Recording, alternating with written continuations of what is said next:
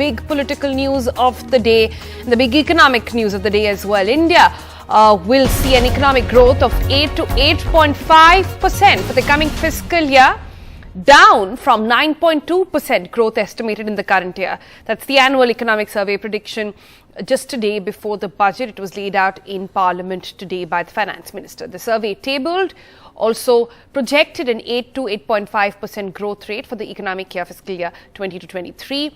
It is a dip, like I said, from the 9.2% GDP expansion in the current year projected by the National Statistical Office, the NSO.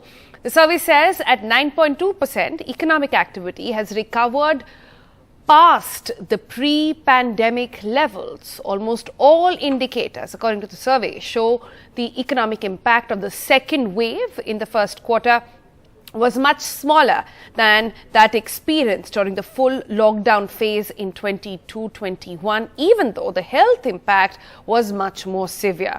Now, the government obviously has talked about and highlighted the economic activity back to the pre-pandemic levels, and agriculture, another important bit there being talked about as being least impacted by the pandemic.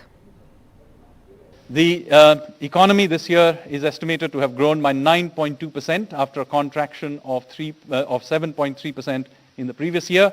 And you can see on the slide on the right that it is now a little bit above where it was in terms of economic activity, where it was before the pandemic. So in other words, we have now grown past the pre-pandemic level.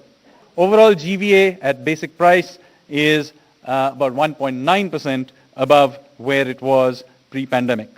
Overall GDP is 1.3% above where it was pre-pandemic. This is in line with what we saw calculating from the GVA perspective. The economic survey, also known as the report card of the economy, has been tabled in Parliament.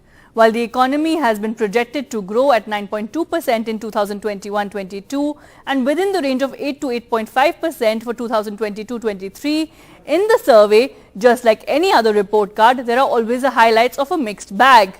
While the economic survey mentions many signals indicate India is poised to have a stronger investment, it also says India needs to be wary of import-related inflation. Imported inflation, especially from elevated global energy prices. And importantly, the survey says the stop-start nature of the pandemic makes it difficult for subsectors to gather momentum, and how sectors like travel, trade and hotels are yet to fully recover. But also mentions how agriculture sector has been least impacted by the pandemic, and as per the survey, the services sector has been hardest hit. Remember, this will be the second paperless budget, and the spotlight really is on whether all expectations will be met come tomorrow.